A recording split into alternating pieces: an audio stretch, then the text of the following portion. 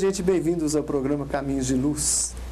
Ao nosso agradecimento sempre, a nossa esperança de estar levando até você um pouquinho dessa luz, desse carinho que nós recebemos e passamos para você, através de Deus, nosso Pai, através de Jesus, o nosso querido irmão, através da espiritualidade que sempre vem nos instruir com respeito a tantas coisas que nós falamos.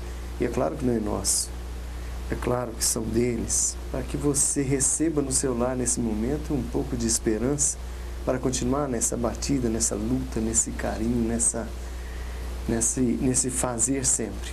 Obrigado por você estar nos recebendo, obrigado por esse carinho. Nós estamos aqui mais uma vez, unidos, buscando esforços para nessa continuidade, nessa batida. Outro dia eu vi uma história muito interessante que eu gostaria de passar para você.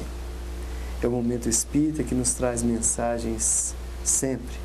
São CDs que a gente ouve e que dá para a gente uma...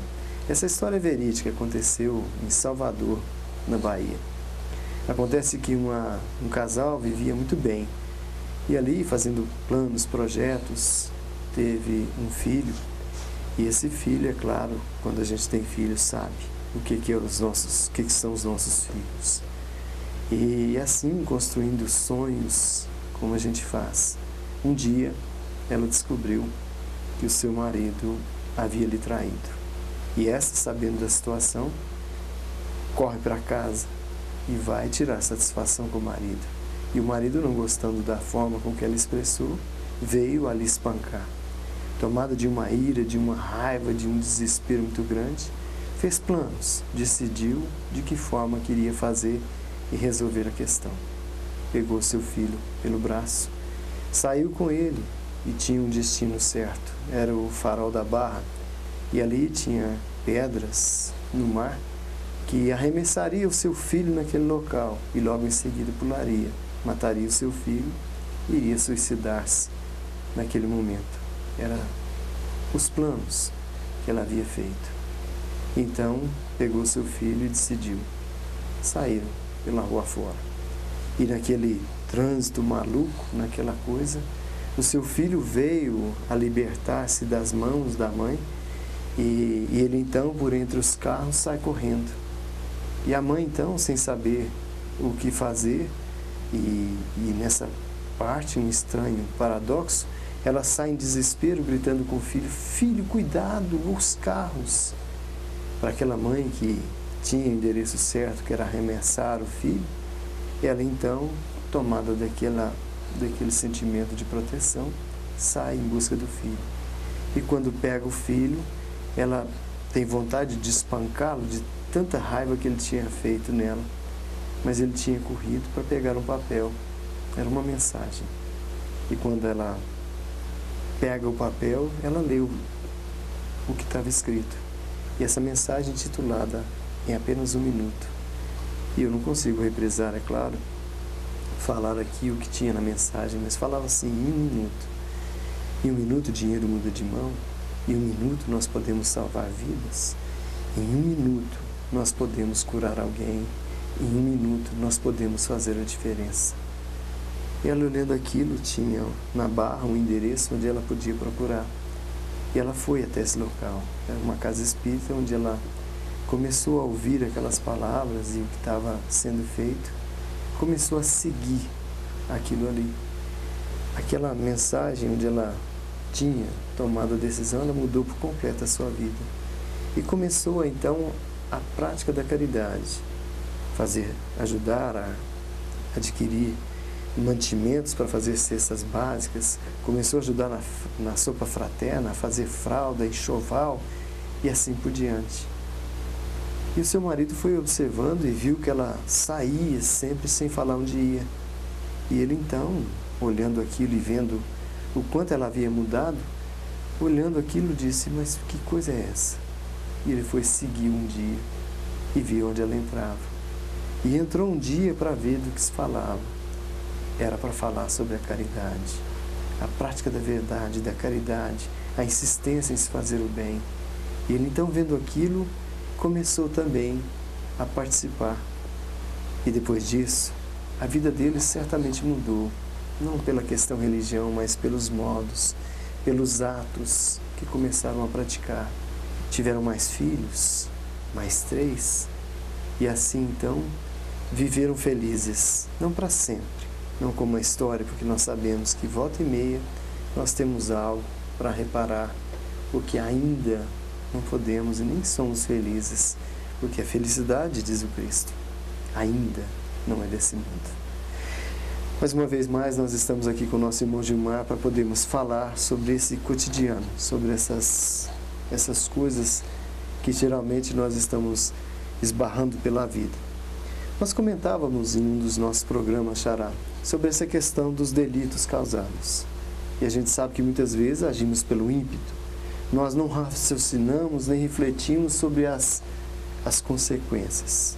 E depois, às vezes, a pessoa vai passar 30 anos numa cadeia e vai refletir muito, e nosso sistema carcerário, como a gente está falando, não é uma das melhores coisas, porque muitas pessoas vão ali, uns melhoram, outros não, outros ficam com mais raiva ainda, mas muitos, em questão ainda jovens, são arrebatados dessa vida e a morte muitas vezes fazem com que eles reflitam.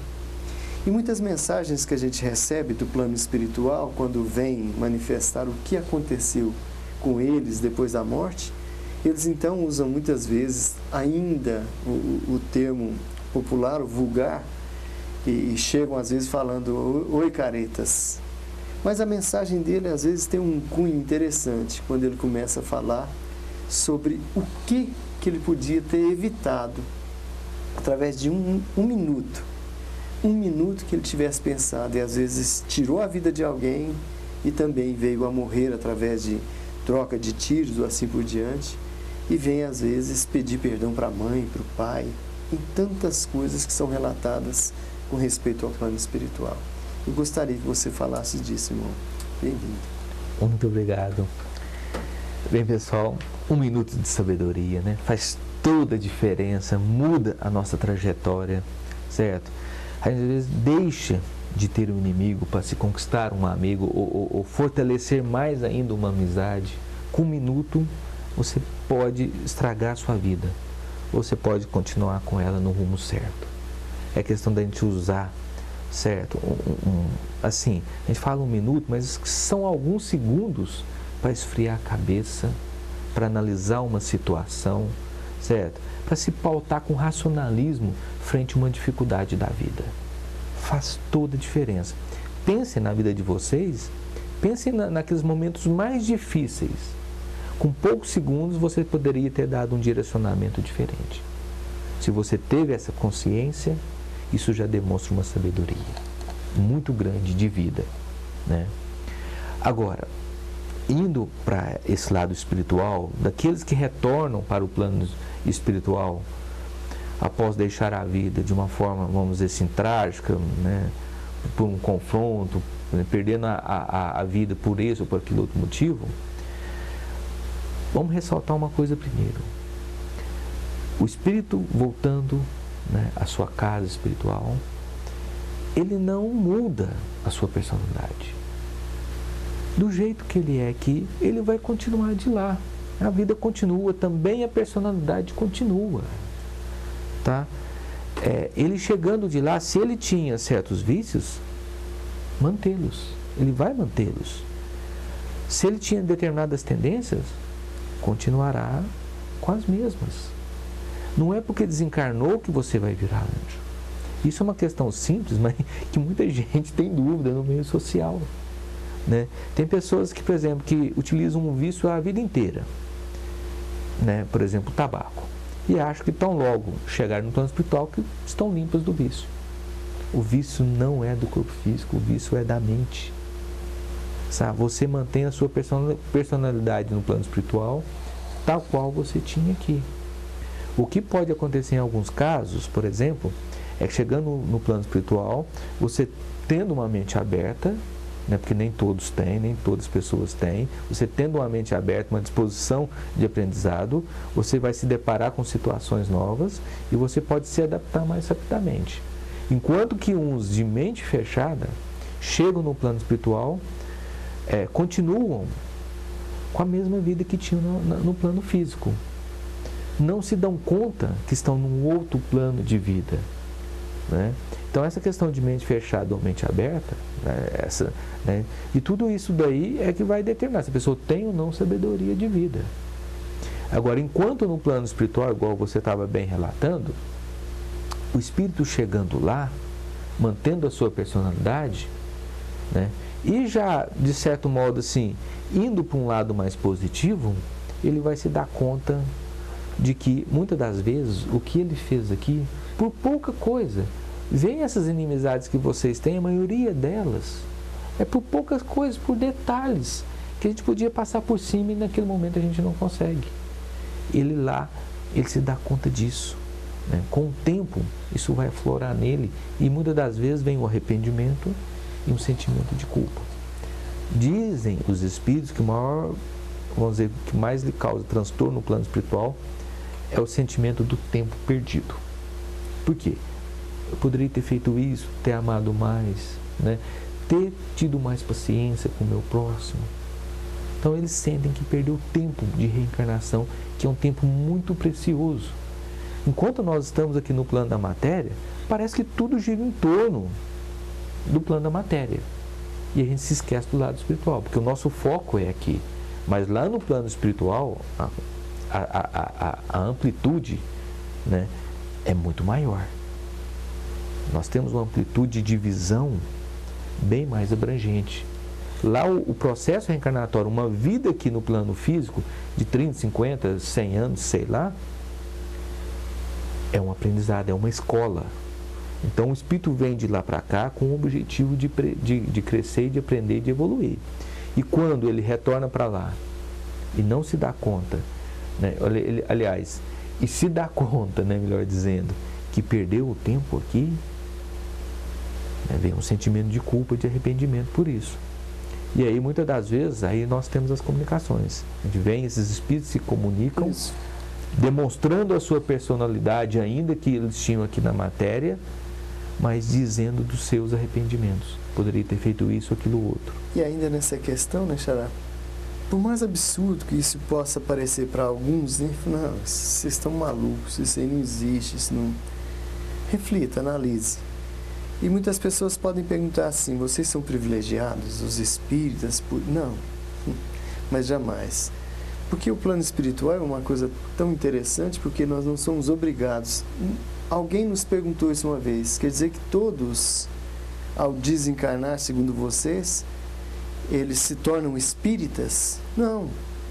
A gente, muitas vezes, nos nossos socorros espirituais, quando a gente começa a conversar com o espírito, muitos deles exigem a presença de um padre, por exemplo. E a espiritualidade são sábios. Imediatamente ele diz para a gente, o padre chegou. Muito interessante isso, né, Xará? Como é que é o recurso de lá, muito diferente do de cá, que a gente acha que nós somos perfeitos, muito pelo contrário, né? Muito mais amplo, né? Lá no plano espiritual, não tem essa questão de dizer, eu sou espírito e tal, né? Porque agora eu sou espírito, tem que ser... Não, de forma alguma. O que importa no plano espiritual é uma aproximação maior à verdade. É buscar cada vez mais Deus. Vivem com harmonia, né? Mesmo a questão religiões, que... A questão religião, ela é muito mais uma questão de orgulho. Porque a minha é melhor. Para com isso, gente. Aonde que isso leva, né? Você colocou uma questão muito interessante. Aqui na matéria, muitas das vezes, a religião está nos separando uns dos outros.